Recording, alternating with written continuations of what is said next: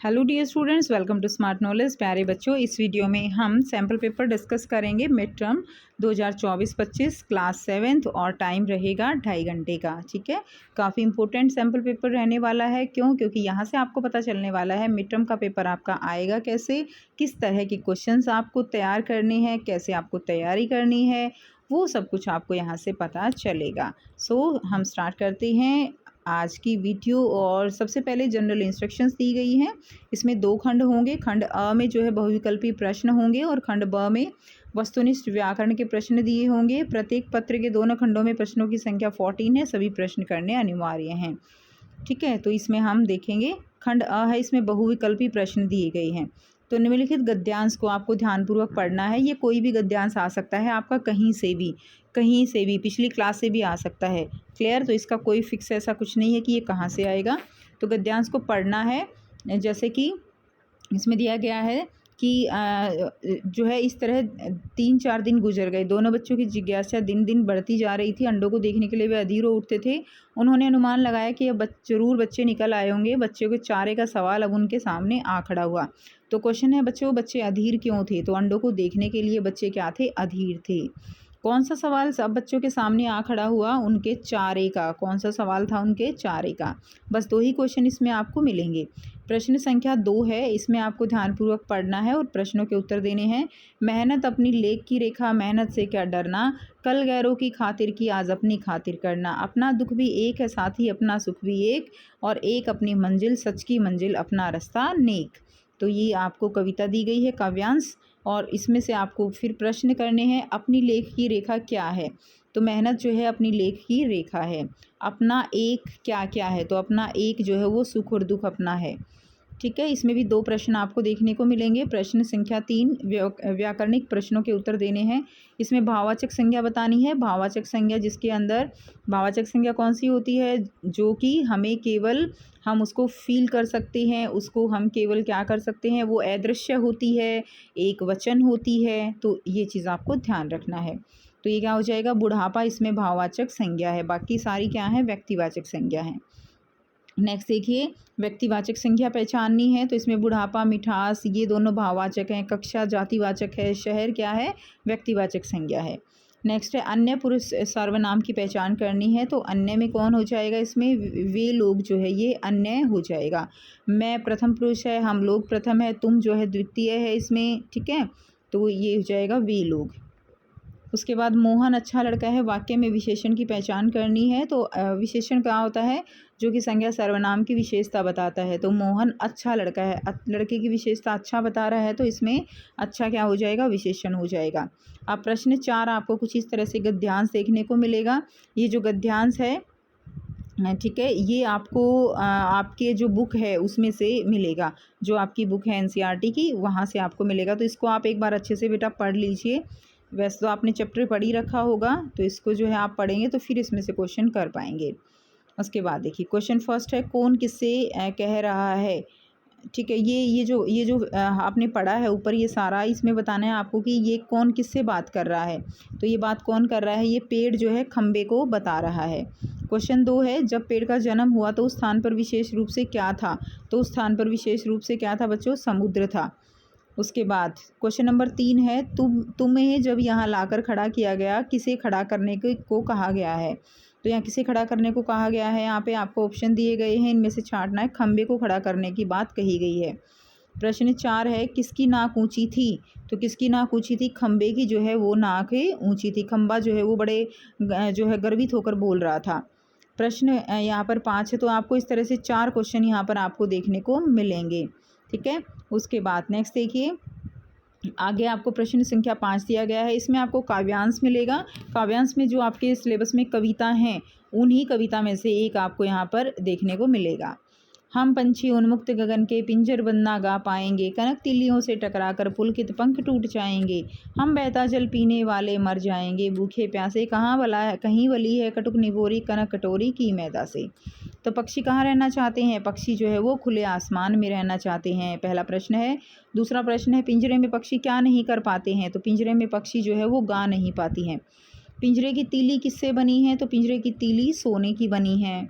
चिड़िया को कौन सा जल पीना पसंद है? तो चिड़िया को नदी का जल जो है वो पीना पसंद है, बहता पानी पीना पसंद है। तो 4 क्वेश्चन हो गए।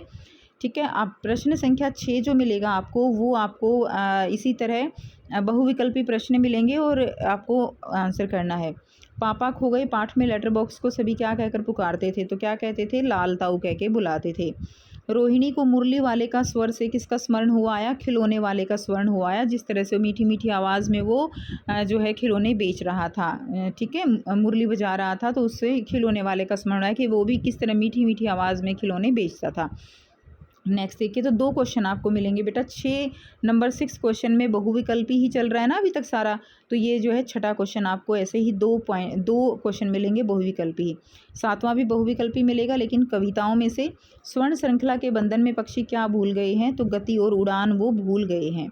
नेक्स्ट देखिए, कठपुतली की क्या इच्छा है? तो कठपुतली की क्या इच्छा है कि मुझे मेरे पाँव पर छोड़ दो, मुझे आज़ाद कर दो, मुझे मेरी स्वतंत्रता की बेड़ियों को तोड़ दो, मुझे अपने इशारों पर मत नचाओ।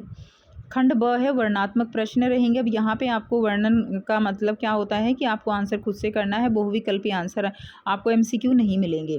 तो प्रश्न संख्या 8 में 4 क्वेश्चन है आपके 1-1 नंबर के, तो आपको बताना है उन्नति शब्द का विलोम बताइए, तो क्या हो जाएगा? अवनति।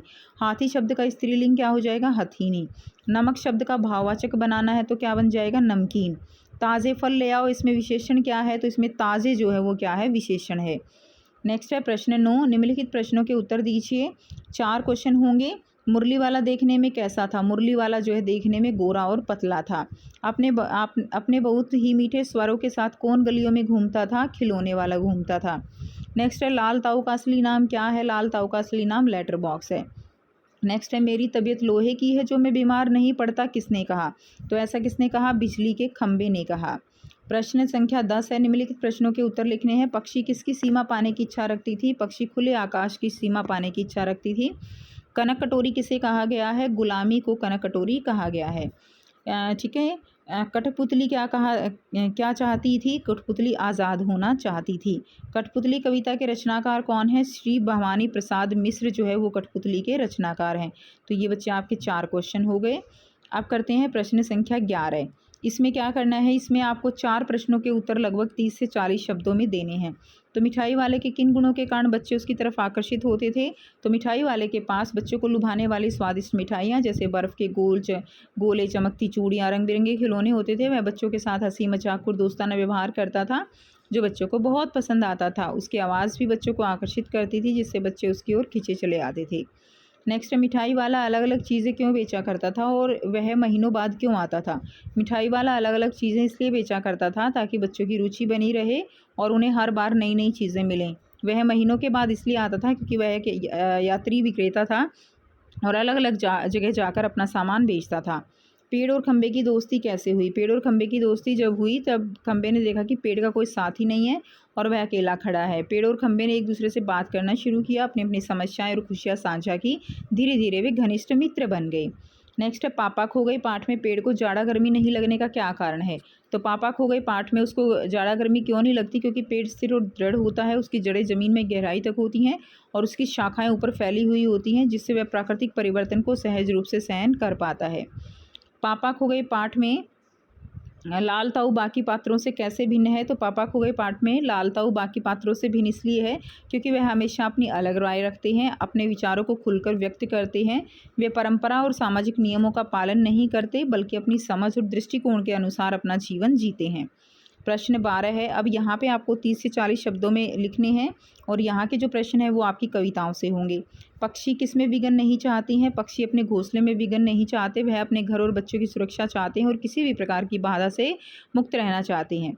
नेक्स्ट है चिड़िया के क्या क्या अरमान थे? तो चिड़िया के अरमान थे कि वह स्वतंत्र रूप से उड़ सके, अपने घोंसले को सुंदर बना सके, अपने बच्चों को सुरक्षित रख सके और उन्हें अच्छी प्रकार से पाल पोस सके। नेक्स्ट है कठपुतली के क्रोध का क्या कारण था? तो कठपुतली के क्रोध का कारण था कि वह अपने धागों से बंधी हुई थी और किसी के भी इशारे पर नाचने के लिए विवश थी। वह अपनी इच्छा अनुसार कुछ भी नहीं कर पा रही थी। नेक्स्ट है कठपुतली कविता में कठपुतली धागों से बंधे होने के कारण क्या क्या नहीं कर पा रही थी?